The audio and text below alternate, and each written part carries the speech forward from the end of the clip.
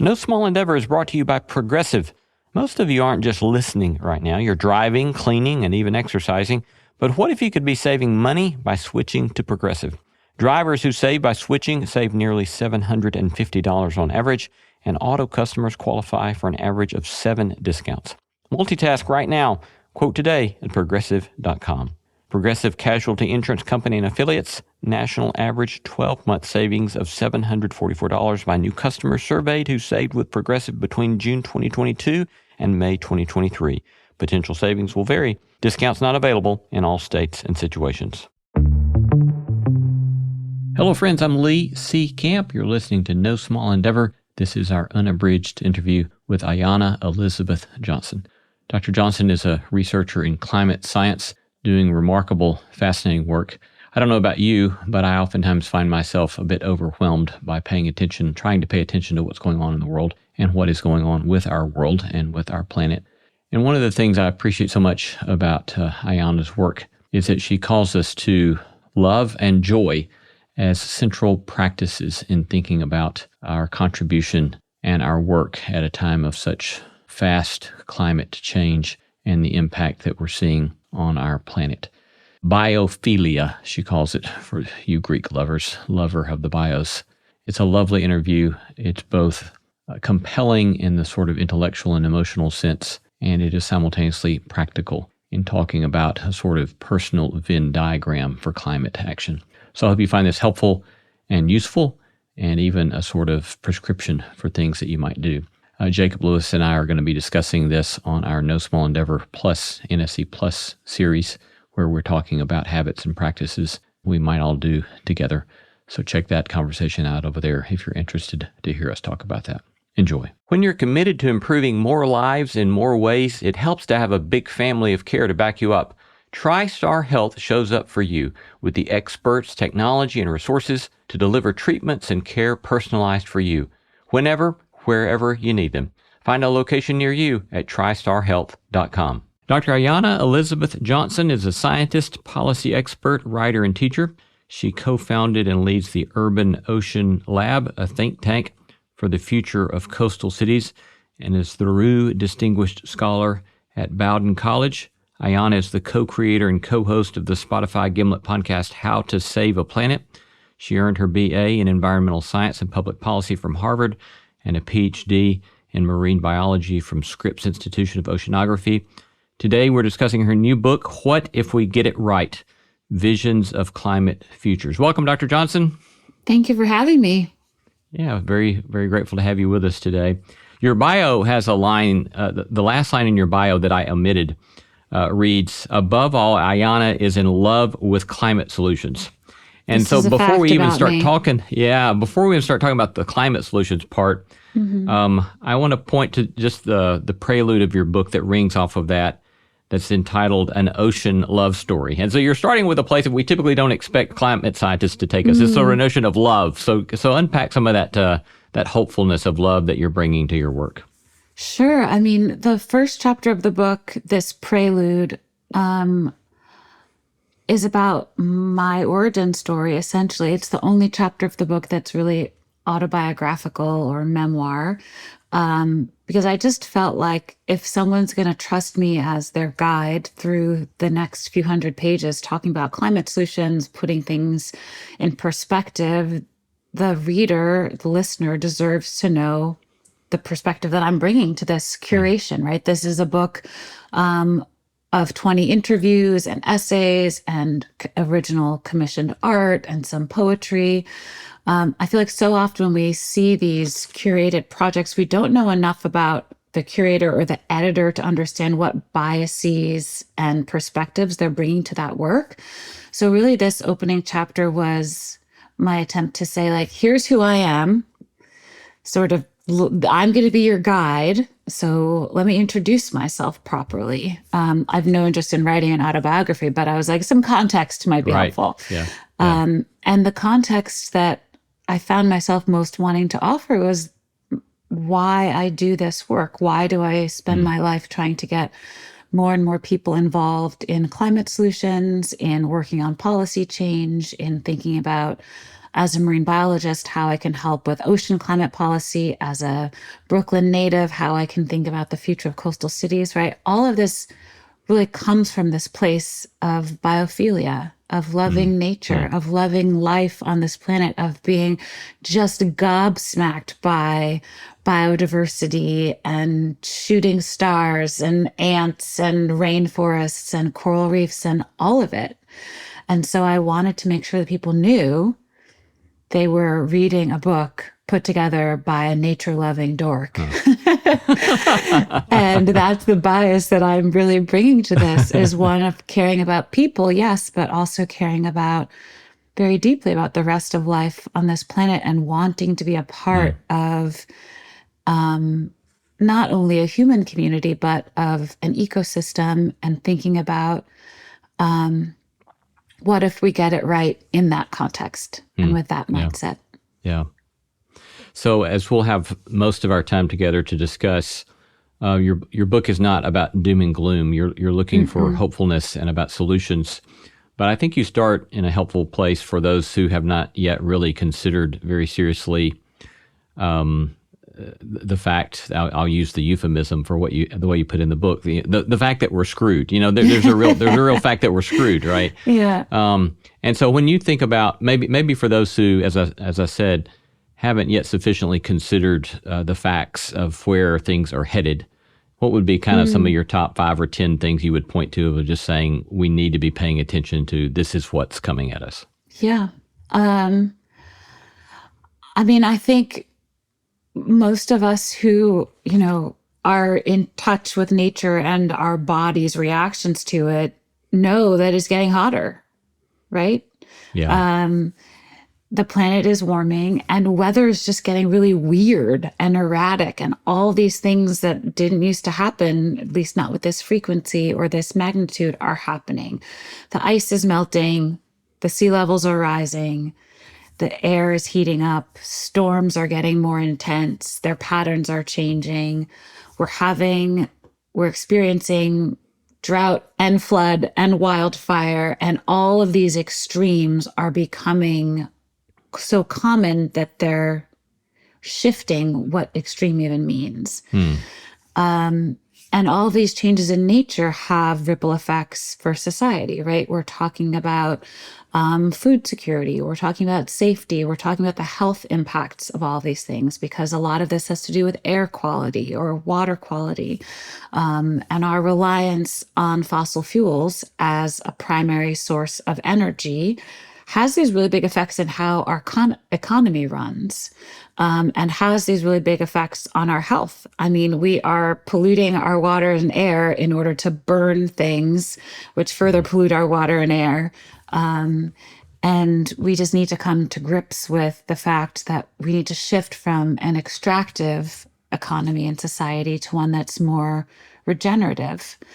And that's a really big transformation for humans. We've just been on this combustion tear for the last century or two, and now we need to figure out another way to do things. But we already have that other way. So I can list off a million things that are wrong, right? I could really go down this doom and gloom trail, and get into more and more and more detail about all the ways in which nature is out of balance and all the ways that that's affecting our particular species. But I think this reality check, one of the things for me that really struck home was when the water in Florida got hotter than 100 degrees last summer. That's literally hot tub temperatures. That's a jacuzzi. Mind-boggling. Yeah. And that's the place I learned how to swim. That's the place where I decided to become a marine biologist and to think about all those species just sort of frying in place. Corals can't just leave when it gets hot.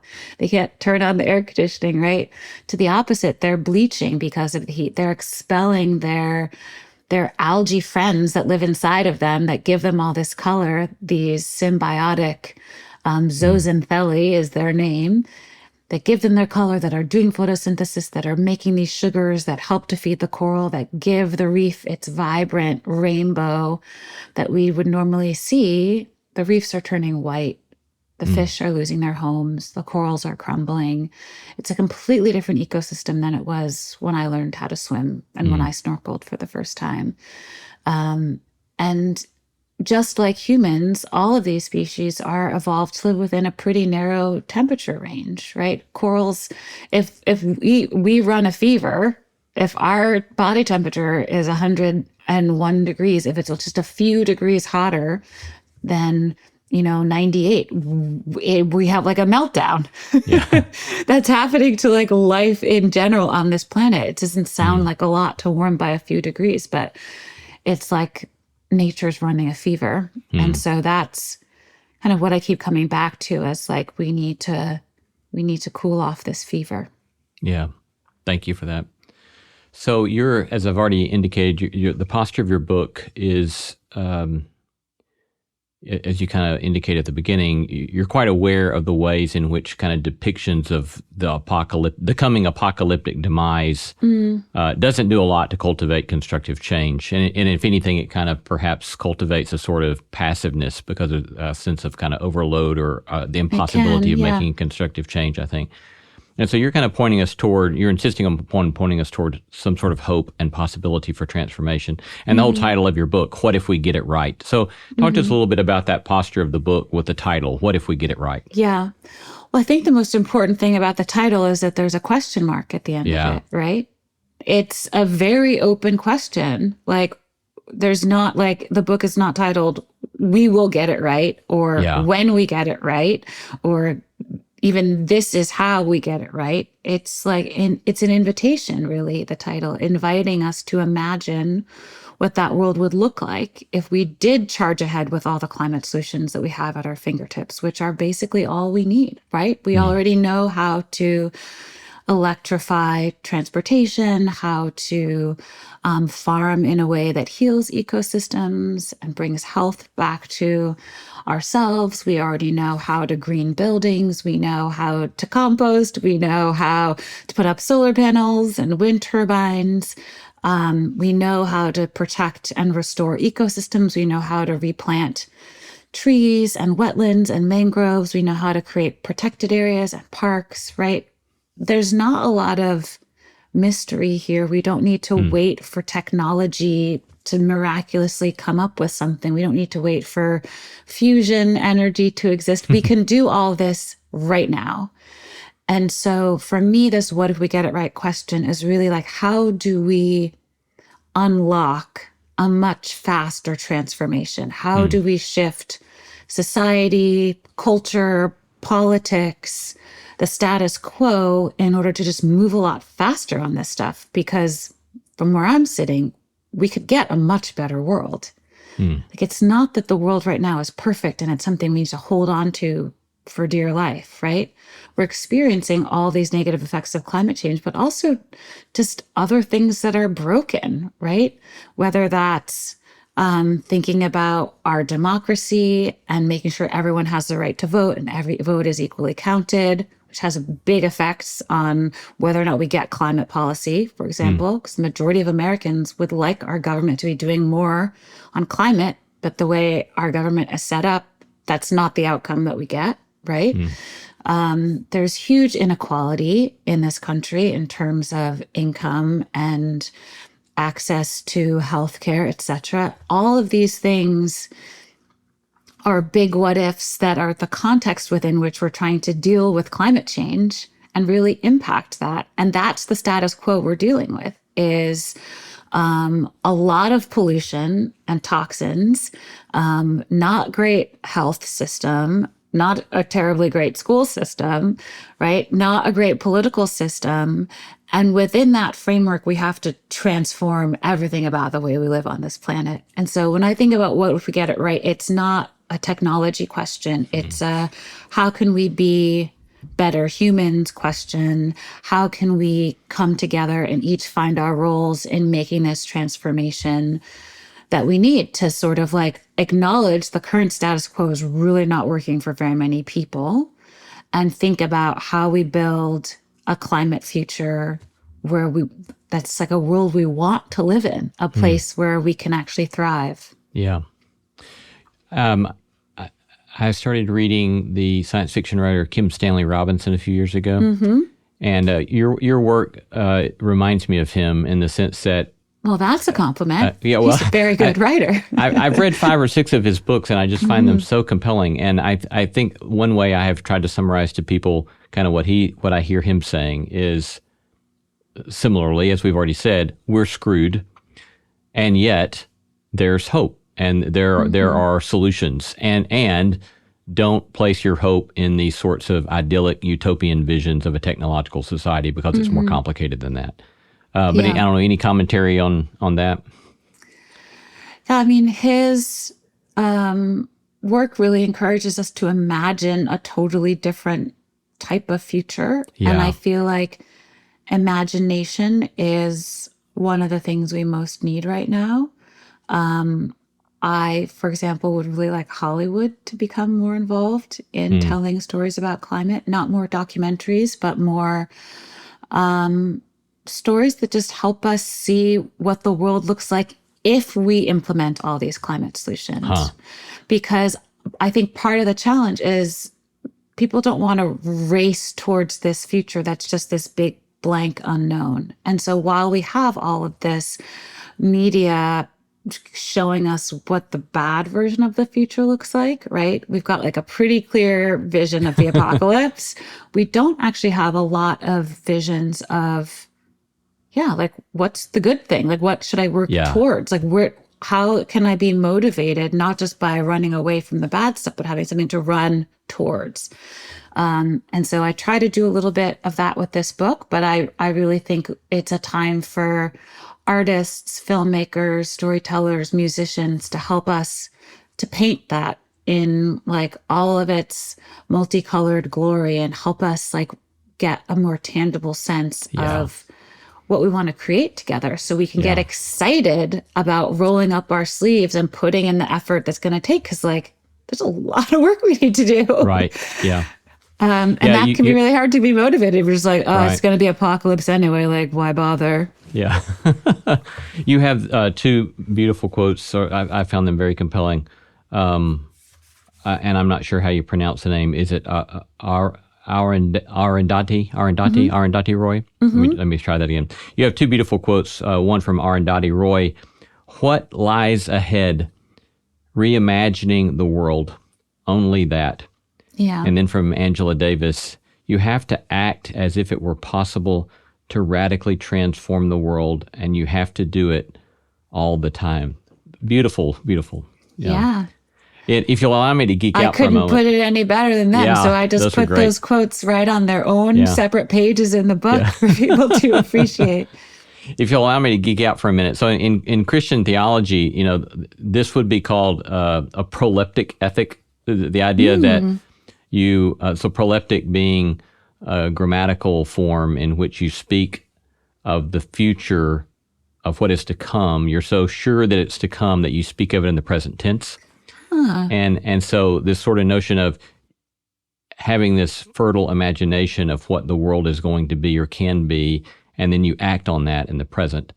And your stuff on imagination, I think, is so helpful, because a lot of the so-called apocalyptic literature in the Hebrew Bible or in the Christian New Testament, a lot of it is kind of doom and gloom, but it's doom and gloom as a sort of notion of that all that is about violence or all that is about destruction will be undone itself, and then life and beauty and sharing and hospitality will all then be in great abundance.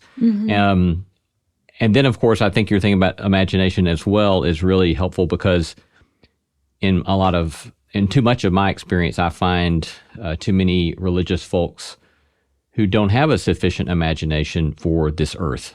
And they kind of have this kind of escapist vision, so that as if this earth doesn't matter, which is, deeply troubling to me, and I would imagine deeply troubling to you. But I don't know, any commentary on that, the proleptic piece, or further things on the imagination, or the ways our big stories fuel this? I really appreciate sort of like the theological grammar of it, right? Just speaking it into being, the sort of investment in the story such that you are making it real. And I think there's definitely a need for that when we think about the future of life on Earth, right? And one of my favorite aspects of this merging of Christianity and climate action is this concept of creation care. That it's less about dominion, although there's different, sort of like etymologies of that word, which would make it less about exerting power and control over, but more about this coming into alignment with this idea of creation care. Like, what do we as humans owe to these other magnificent species that we're sharing the planet with? Like, wouldn't it be awful to destroy God's creation? Like, who are we to do that? Like, this magnificent biodiversity of life. And so I think there's a lot of really beautiful work happening in different communities, religious communities, that are like, no, it's our job to care for, maintain, nurture, protect nature and all these species. And if they go extinct on our watch, that is a disrespect to the Creator. And so I think there's many ways in which different religious communities are approaching this question of how they want to show up and be part of solutions. I mean, some of the coolest stuff that's happening is like electrifying and retrofitting churches, right? Like, how are we thinking about, because we actually have to, like, all of our existing buildings need to be retrofitted. Like, hundreds of millions of buildings in the United States need to be changed. And for places of worship to be helping to lead that way visibly in the community is a really powerful example as well. So I think this, but to go back to this concept of, the speaking about the future in the present tense, I'm not there yet. But I'm definitely at the phase where I feel comfortable dreaming about it. And then thinking about what can I do to help reel these dreams closer to reality. And so the question becomes for me, like, who do I need to team up with? Like, how can we collaborate? No one can do this alone. It all ends up being like join something. So what are the things that each of us are joining and contributing our skills, our expertise, our resources to make it successful, make this transformation more rapid, etc. And so I think for people for whom their religious community is paramount, I think and wish that there could be more engagement within those spaces. Certainly in a lot of different churches, that is true. But this idea of creation care, I just find so captivating, because sort of like, why wouldn't we care for creation? It's such like an obvious and simple thing to do. We think about the opposite of that is throwing nature completely out of balance to the detriment of everything. And it's just rude, and it's selfish, and it's not aligned with any of the values that that we hold dear. And so even like cleaning up after your own messes, I mean, the way that some humans have really made a mess of this planet is just embarrassing. Tacky. It's tacky. It's some folks tacky. down in I mean, let's be classy about this whole living on this planet thing. So you started pointing us to the next topic that I wanted to raise, and that is the way interconnectedness of all things seems to be important to you. So you're pointing us to this very holistic account of understanding both the problems and the solutions. And you say at one point, this book is about possibility and transformation. It's about what the world could be if we charge ahead with the array of climate solutions we have at our fingertips, solutions at the intersection of science, policy, culture, and justice. And so there's kind of two pieces of interconnectedness I want to discuss here. And the first one is, talk to us more about the interconnectedness of, I think you used the phrase, the web of life. For those who are not familiar with this, very concept itself. How would you kind of help someone get a glimpse of the awe of the interconnectedness of the web of life? This is like a really weird answer, but do you know that Weezer song that goes, "If you want to destroy my sweater, whoa, whoa, whoa, pull this thread as I walk away. As I walk away." No, do you know this song? Yes. Watch me unravel, I'll soon be naked, right? And so it's like this, you pull on this one thread and it could all just fall apart. On the other hand, we could mend things. And this is one of the words that I'm obsessed with these days, is this idea of mending. Like we actually can not just fix, but the word mend seems to hold to me some heartfelt aspect of like caring enough about whether it's a sweater or a blender or whatever it is, that we are putting effort into repair, whether it's our gardens or transforming our lawns into native plants that can be a home for many more species, right? This idea that we actually have to care for the insects at the bottom of the food web, right? Making sure that they have enough food and they're not being poisoned by glyphosate and Roundup and whatever other pesticides we're being told we need to spray on our gardens, that we don't have any weeds in them. And often the weeds are, these beautiful flowers.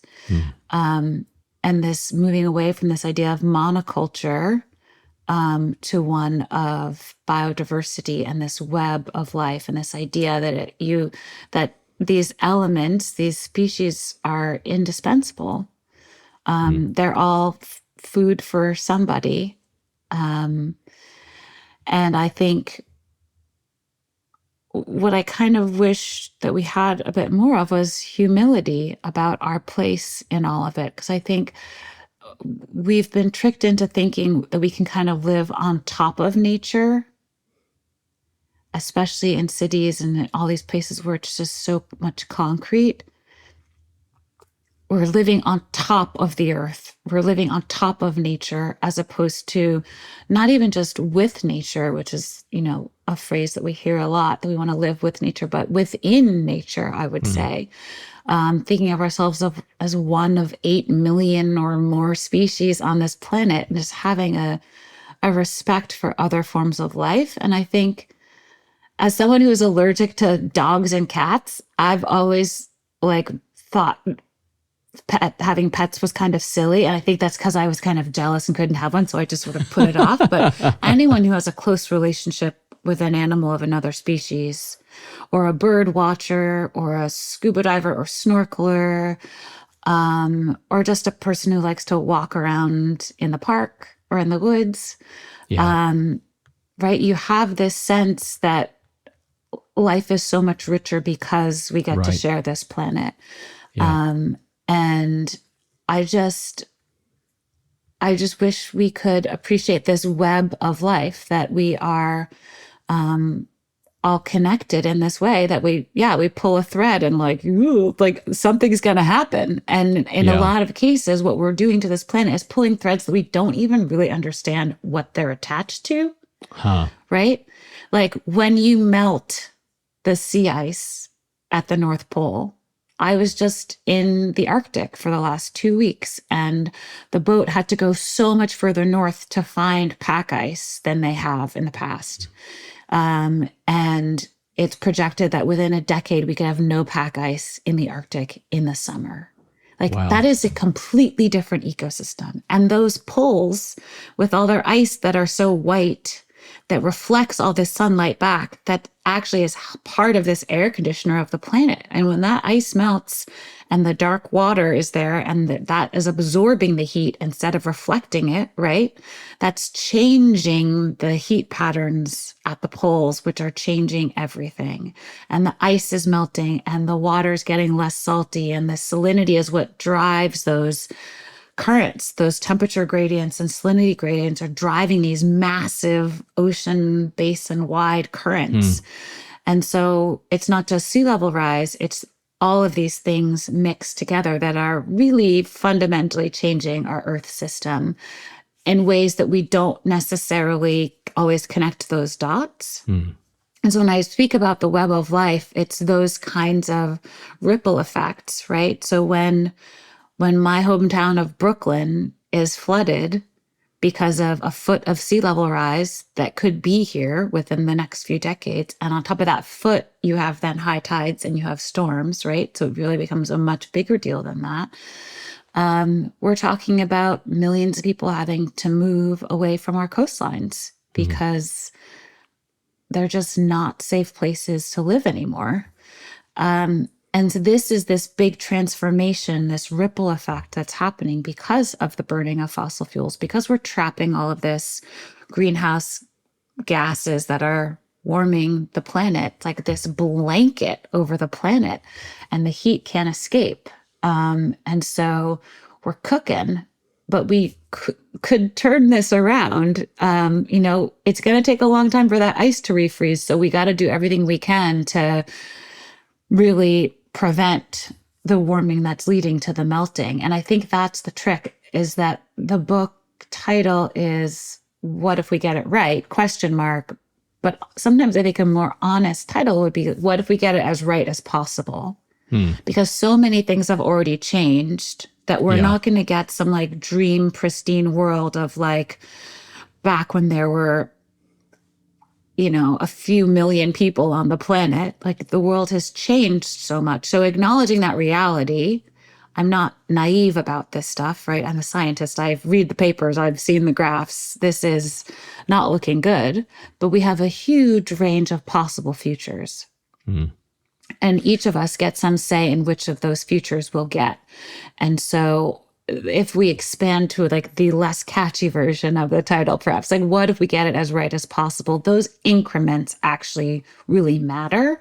We're so often like dissuaded from caring about incremental progress and instead being obsessed with, like radical change, which we do need radical change to get off of fossil fuels, et cetera, et cetera, et cetera. But I think this idea that if we don't keep warming to a certain number, then we've failed and we should just give up. That's what I mean by people not respecting or valuing those increments, because the difference between, 2 degrees of warming Fahrenheit and 5 degrees of warming Fahrenheit is a completely different planet. And so really every 10th of a degree really matters. Yeah, so this approach of asking big questions, and if we want to come back to this, feel free. But and maybe we'll talk about this as I ask you to talk more about solutions here in a moment. But you're looking at this interconnectedness not only in what we've been calling the web of life here, but also the interconnectedness of environmental, social, economic systems, as well as art, infrastructure, technology. It's all this big holistic system, and we've got to look at all of that kind of stuff.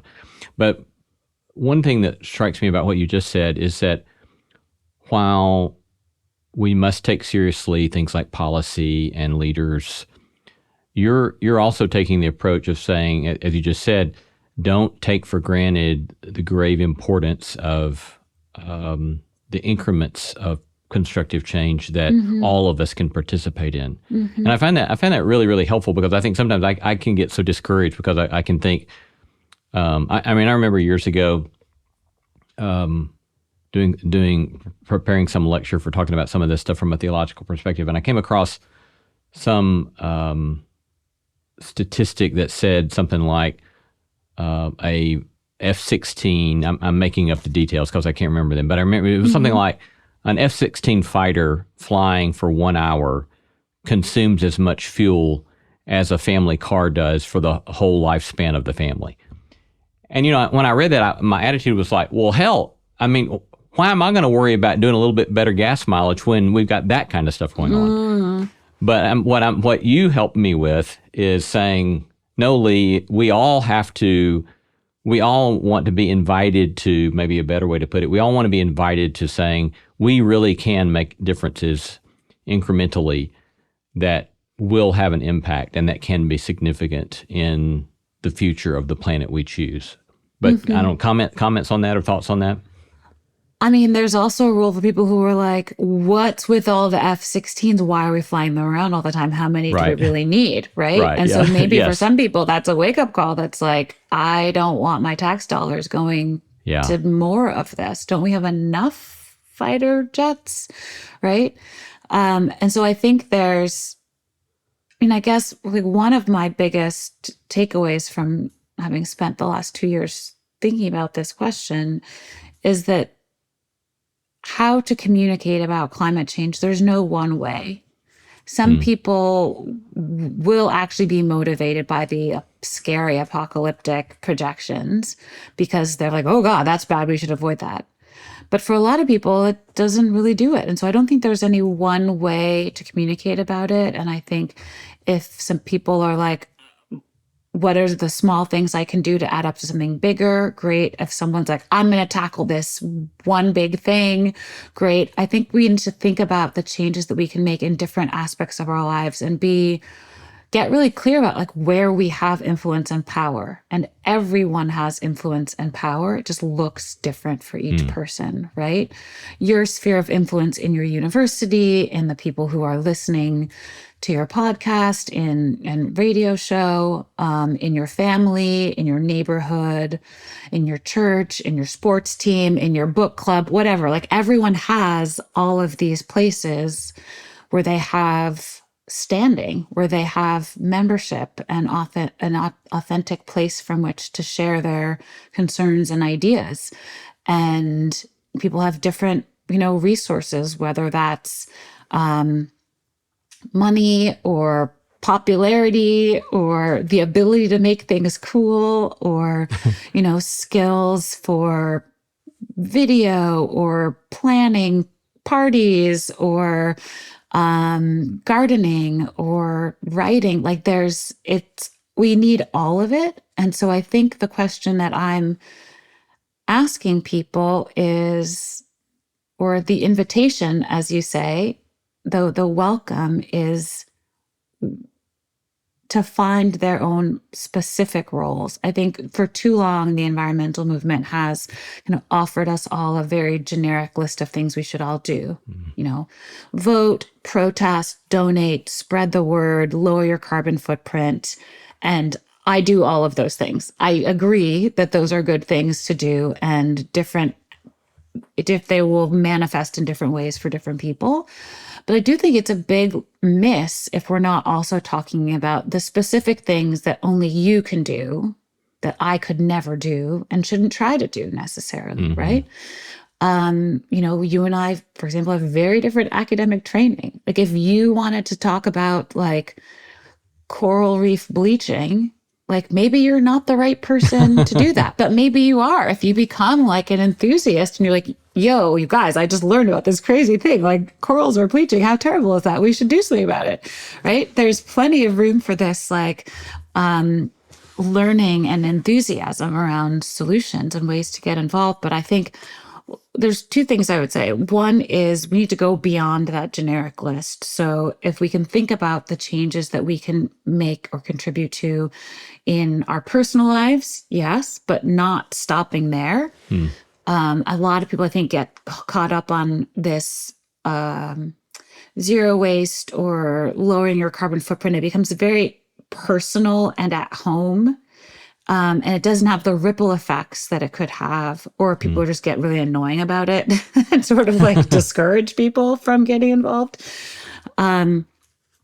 So we did do these personal things to live more lightly on the planet, but then also think about our influence in our professional sphere, no matter what job we have. I mean, this sort of one of the sayings goes like every job can be a climate job because you can be influencing the way that your company does business. You can be pushing for your school to divest its endowment from fossil fuels. You can be pushing for, electrification and solar panels on campus, pushing for the elimination of pesticides and the using native plants and increasing biodiversity in the landscaping. You can be making sure there's a curriculum so that young people learn enough about solutions that they can imagine careers where they're a part of them, right? Learn enough about the problem and how that maps onto the possibilities. So within our professional lives, whatever your job is, there's a way, I think, to use that for climate solutions. And I would just encourage people to get really creative about their professional influence. Or is it like your 401k? You wish that there was a climate friendly fund you could choose to have your retirement invested in? Because right now, for a lot of people, their retirement savings is their biggest carbon footprint, because a lot of that money is being invested in continued extraction of fossil fuels. We send it to some big pension fund, and they're investing in all this stuff that doesn't really align with our values. And so I've personally moved my savings into a climate-friendly, fossil-free fund. And there's lots more of those available now just in the last few years. Most of the major retirement and 401k kinds of things have a green option. And so that can actually be the most influential choice people make, change people make. It takes like a day or two to do the paperwork sometimes to make the shift to pick one and then move your money over and sign the forms. But yeah, the statistic is that if you have $125,000 saved, which by the time people are middle-aged, a lot of people have that kind of money or are nearing retirement. They have that in their retirement accounts. That has a bigger negative impact on the planet than all of the good you could possibly do with your eating plants and riding your bike and all that other stuff. Like, it really matters what we are investing in with our dollars. So I would encourage people to think about that. And then so beyond the personal and the professional, there's also the political. Because as citizens, as voters, we have a lot of influence. And it's not just in who we elect as president, although that definitely matters, having a president who is on board with doing things that are climate solutions and taking care of the planet and restoring it. But this is all up and down the ballot, right? It matters for city council. That's where it's determined. Things like local composting, is that available to you? Bike lanes, thinking about mayor's offices and public transit budget decisions and all of that kind of thing. Thinking about our public utility commissions and our electric suppliers. Are they starting this transition to renewables? Because, a lot of people can't put solar panels on their house. Right? A lot of people live in apartments or they don't own their house. So making sure that the electric company and the grid is shifting is so important.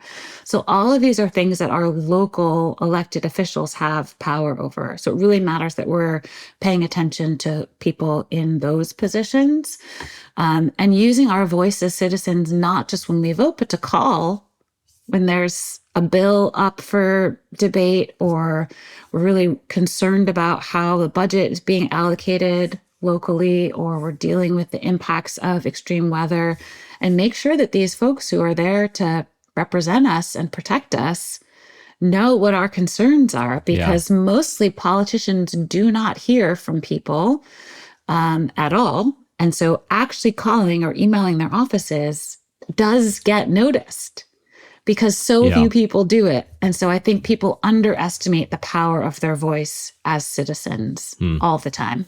Yeah, you have a suggestion that we think about our own kind of personal climate agenda, if you will, in the terms of a Venn diagram. The circle of what brings you joy, what are you good at, and what work needs doing, and kind of the overlap of those three. And I find that a helpful kind of invitation again, and especially taking seriously our own giftedness and, as you said, sphere of influence and power, as well as joy. And again, it goes back to love at the top, right? This notion of love and joy at work in all of this. What do you think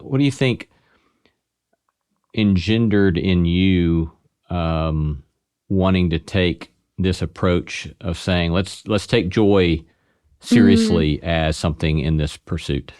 For me, it was a reaction to not seeing enough of it, right? You have all of these young activists and we have 3 generations of people who have now been working on climate. And all these people who are just working so hard, so serious all the time, and a lot of people burning out.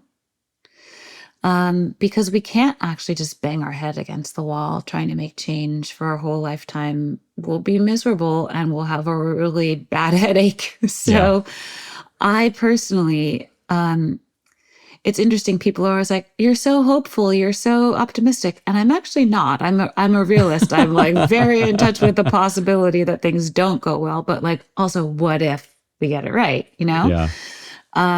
This sense of possibility is what drives me. But I think in the same way as being so focused on apocalyptic projections can be really demotivating, doing work that is miserable, even if it's for a good cause, is not going to keep us going. Because what we all need to figure out is how can we contribute to maintaining a livable planet, and that's work we have to do for the rest of our lives. Yeah. And so when we think about a lifelong commitment to sustaining life on Earth, if the thing we choose to do is some like awful task, that even if we have the skills to do it, we're just like, I can't believe I have to do this again, we'll give up or we'll be angry and no one will want to hang out with us. People won't want to be part of this collaborative effort. And so finding ways to bring joy into this work, I realize that what people, when they think of me as hopeful or optimistic, what they really are seeing that is that I'm joyful. And sometimes that's irreverence and sometimes it's like actual laughter and dancing. But it's, I want us, like as a society, to get to a place where we can take climate change seriously without taking ourselves too seriously. Because we just have to do this stuff. Like this is the work of our lifetime. So why don't we find ways to make it delightful? And a big part of that for me is including more art and music in my work and being really deliberate about who I collaborate with. Because we all know that if you're like working with jerks, even the best project becomes miserable. So I think a lot about like, who's the crew I want to roll with as I commit. That reminds me, a couple of years ago, I got to do an interview with Ben Cohen, the founder of Ben and Jerry's, about a lot of his activism work. And I was asking him about his kind of joyful spirit about his work. And I forget who it was he quoted, but he said that she used to talk about the joyful journey to justice, and that he tried to hold on to that notion. And, you know, and he said, I remember him saying something like, if it's not joyous, and who the hell wants to do it, right? That he wants to make sure that we keep holding on to joy in the midst of also all that, it's ice cream. If we can't make that fun, I mean, we've really lost the plot. Indeed. I think that just to describe this super concretely, I think this climate action Venn diagram of what are you good at and being really generous with ourselves about that. People can be very self-critical, but we all have something to offer. So what are you good at? What is the work that needs doing? What are the climate and justice solutions you want to focus on? Because there are hundreds of climate solutions and we can't do all of them. So like I work on ocean climate policy for coastal cities and I work on climate communication. And like those are the 2 things that I've picked. And then what brings you joy is the third circle. And so figuring out, and for me, I love design. I love changing the rules of the game. Like that's the policy for me, is like, oh, it's so gratifying when you've actually changed the framework, right? Within which these other decisions are starting to happen. So figuring out like how to get to that sweet spot of that Venn diagram. What are you good at? What needs doing? And what brings you joy? The answer will be different for everyone, and that's totally fine. And actually, that's the exciting part. Like we each get to lean into our superpowers and contribute what we're best at as part of this. And it has to be through joining something, through collaboration. This is not about like going off into your corner by yourself or starting a new nonprofit. For the love of God, like, please, that is not the answer. But how can we like transform something? How can we accelerate other efforts? And I think that's really exciting and gratifying work. And maybe more than like what brings you joy, it should be what brings you satisfaction. Right? Because we're not all going to be skipping and giggling all the time about climate work or any work. Like I spend a lot of time writing emails and scheduling meetings, and like that is not delightful all the time. Right. Yeah. But the satisfaction that comes with doing something that's gratifying, that's meaningful, that's worth the effort and the occasional boring stuff that just needs to get done. Yeah. I think that's the place where I hope more and more of us can get to. Yeah. So allow me, if I may, you talk about quite a number of areas of work and solutions in the book that kind of lay out the chapter structure of the book. So allow me to kind of raise one of these, and then you kind of give us quickly, sure, so to fuel people's imagination. What are some things that could be done? Because you're talking about the fact that we have a lot of solutions at hand, but you're calling us for more rapid implementation of these and to do what we already can do. So just in terms of ecosystems, food systems, forestry, rural communities, what would you point to as kind of some of the possibilities there? I'm actually going to cheat and open the book. So at the beginning of each of these sections, there's a list of 10 problems and 10 possibilities. And for me, I think it's so important to always put those things side by side. So there's 10 minuses and 10 pluses. And when we think about ecosystems, this section is called Replenish and Regreen. Some of the things that I'm really excited about are the fact that protecting and restoring ecosystems could provide 37% of the carbon dioxide mitigation that's needed to stabilize warming below 3.5 degrees Fahrenheit or 2 degrees Celsius by 2030. So nature is almost 40% of the solution when it comes to carbon dioxide rebalancing. And that's just so much potential, right? Like that's really exciting. We can look to nature for the answers. It's not all, AI and algorithms that are going to get us there. It's not robots, it's photosynthesis in large part. And what would some of that look like in ecosystems that would contribute to that kind of share of potential healing? I think about it as two parts, protect and restore. So we need to be protecting these ecosystems that already exist, that are still intact.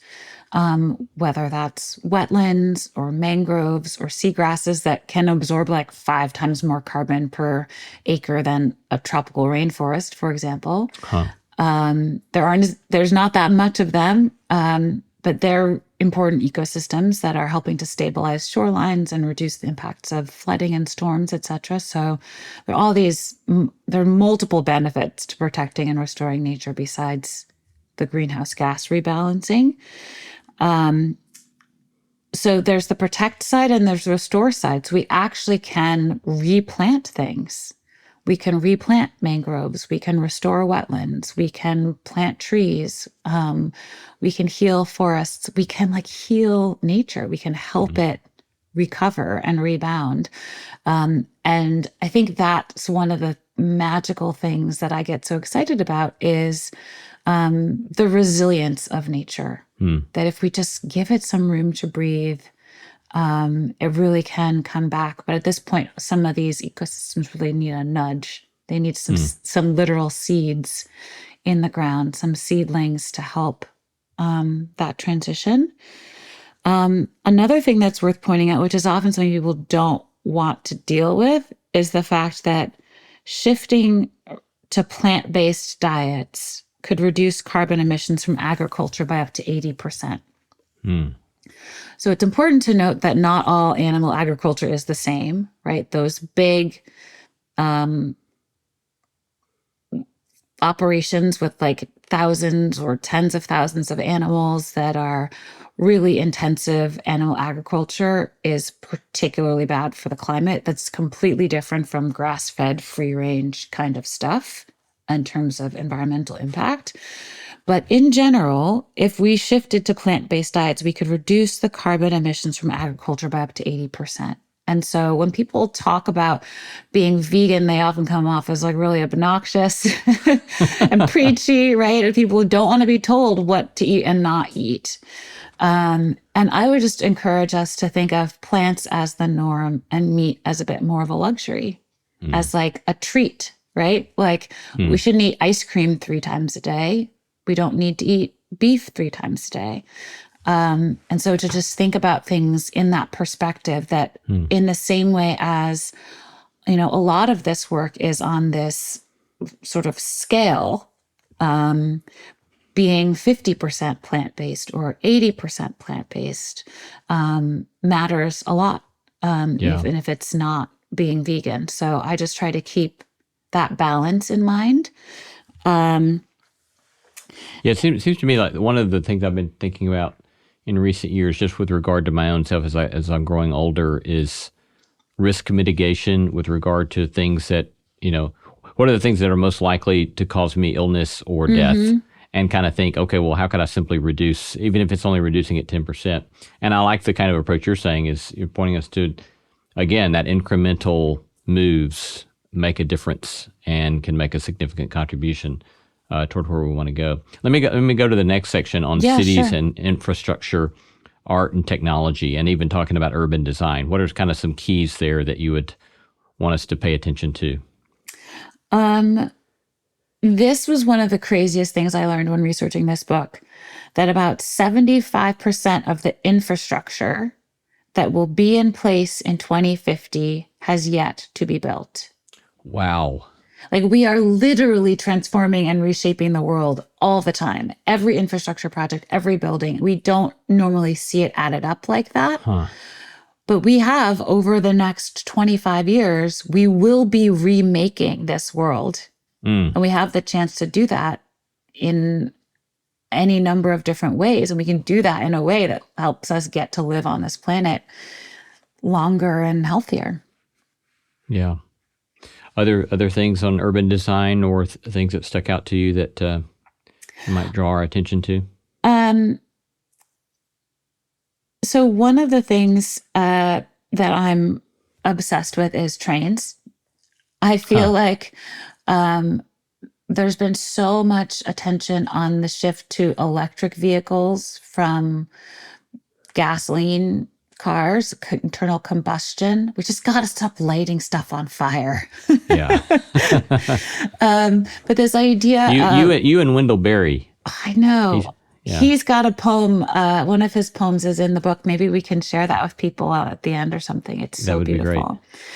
I've been reading a lot of his books lately. There is this need to return to some of these small town agrarian ways. We have all these small towns in the countryside that have been really hollowed out by the particular version of industrialization that's happened in the U.S. But that would be a really important thing to get back to in a lot of ways.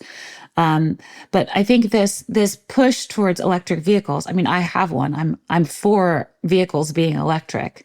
But if the result of people waking up to the climate crisis is that we all just go buy an electric car, that's not going to solve the problem, really, right? But like what we need, especially people, it'll just cause a huge traffic jam in cities where people don't all have cars. We need to improve public transit. We need to find out better ways to get from here to there, because even if everything runs on renewable energy, it still takes a lot of resources to make energy. And so energy efficiency and conservation will always really matter because of the resources that it takes to make a solar panel or a wind turbine. It's not infinite, right? That doesn't just come. I mean, photons, the whole thing is sort of magical, but it's not an infinite resource in that way. It does take something to make that energy. Yeah.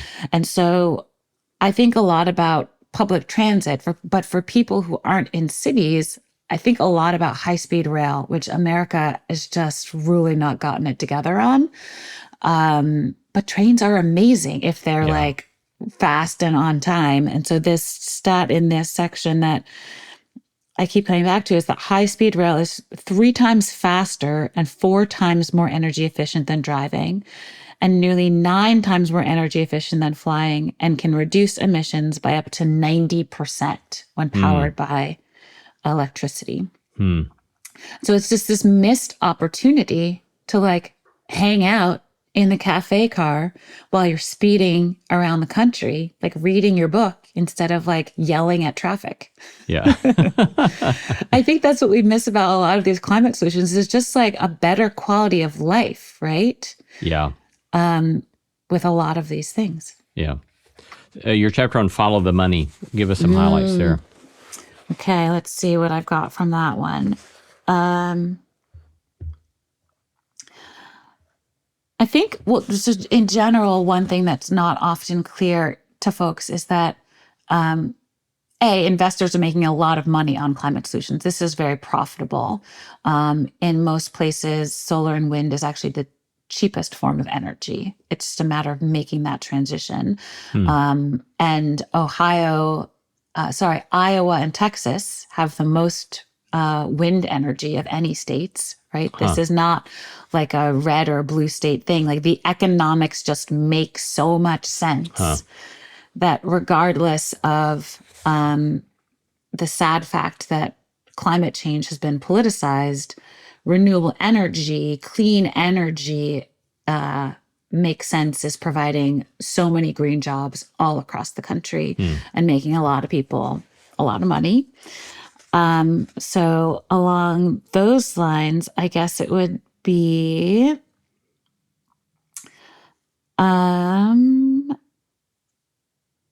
let me see.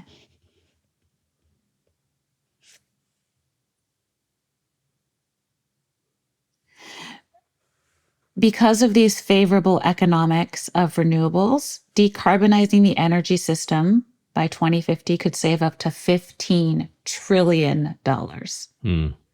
It actually makes very good financial sense to just switch to renewables. We'll have more money for other things. Yeah. Yeah, remarkable. You've alluded to this, but we haven't talked about it yet. And maybe this might be a good place for us to kind of wind down with the time we have left. And that is the importance of culture and art and storytelling. You mentioned poetry and music, filmmaking. Yeah.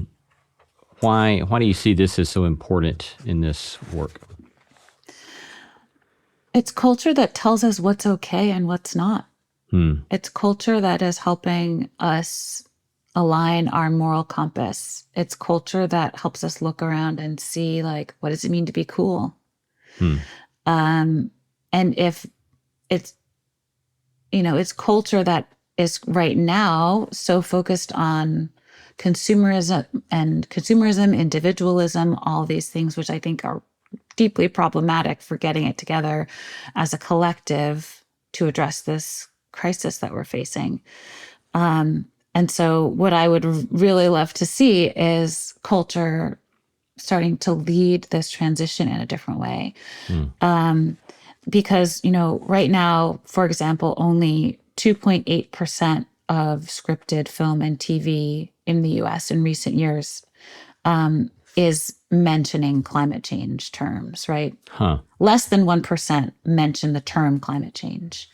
And so a lot of people just aren't really seeing, not even examples of a better world, but just like aren't really engaging with this reality that the climate is changing and is going to continue to change in ways that are not beneficial to us.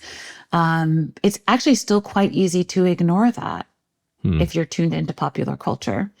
So that section of the book is called Culture is the Context. Because it really is the context for all the decisions we make, for, all the trends that are happening actually really shape our economy and the demand for different products, et cetera. Like we could be voting essentially with our dollars for the future that we want, but we're not really getting the information or inspiration that we need from all the people who are shaping culture. So, and there's polling that says people would love to hear more from the celebrities, musicians they follow about what they're doing and what we can all do to be part of the solutions. Like people are looking for that cultural leadership and are not really finding as much of it as they would like. So I hope that more and more people will become more comfortable with speaking up on these things. Yeah. Because I Wendell guess Berry poem? the last thing I'll say on that is that we know that in the statistic is in developed countries, 80% of people say they are willing to adjust their lifestyles to reduce the effects of climate change. In the US, 62% of adults say they feel a personal sense of responsibility to help reduce global warming, but 51% say they don't know where to start. And so that's where culture can come in and bridge that gap between people who care, which is the vast majority of Americans and people all over the world, and people who have actually found their role or their sweet spot in their Venn diagram for being a part of solutions and being a part of something. Feeling like your efforts are going towards something that matter just feels good. I mean, that's sort of the secret. Like, even if we don't get it right, I will have lived a much more rewarding life for having tried to get it right. Yeah. Like, I will be a happier, more fulfilled person for having tilted at these windmills. Just maybe we need a new analogy, because windmills shouldn't be tilted at anymore. Right? We should be like hugging them. Yeah. Let me find this poem for us. So this poem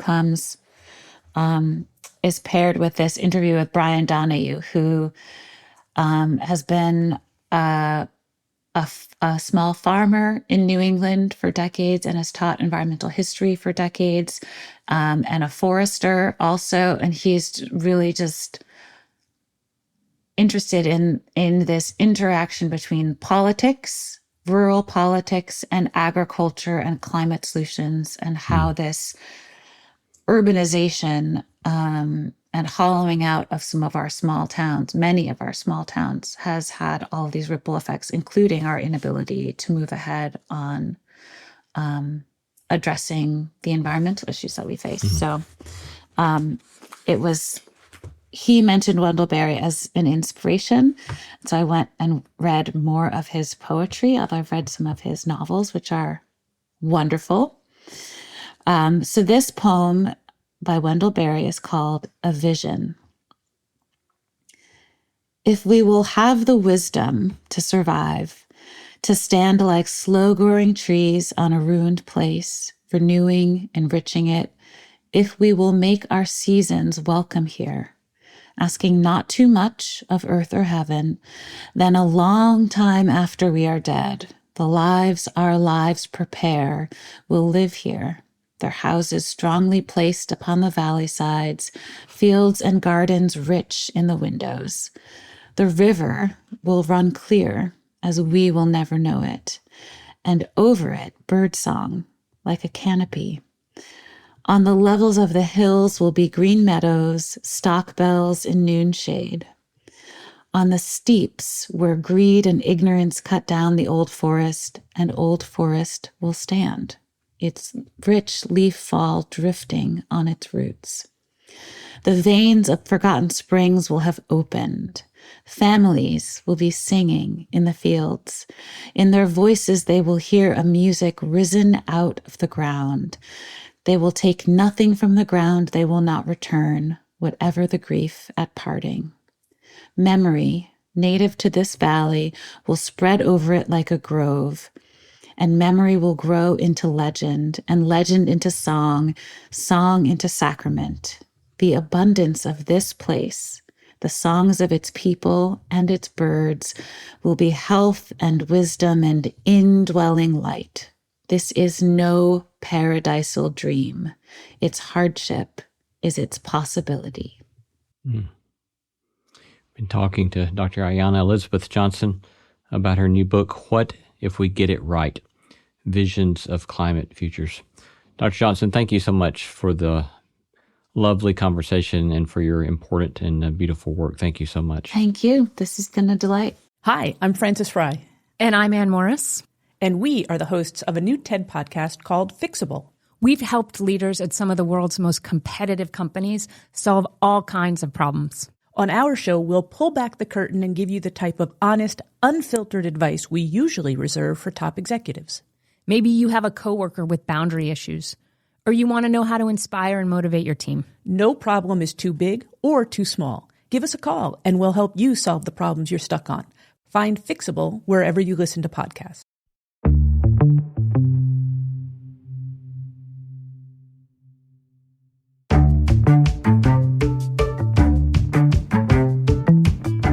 Our thanks to all the stellar team that makes this show possible. Christy Bragg, Jacob Lewis, Sophie Byard, Tom Anderson, Kate Hayes, Mary Evelyn Brown, Carrie Harmon, Jason Sheasley, Audrey Griffith, and Tim Lauer. And special thanks to Wendell Berry for the use of his poem, A Vision. Thanks for listening, and let's keep exploring what it means to live a good life together. No Small Endeavor is a production of PRX, Tokens Media LLC, and Great Feeling Studios.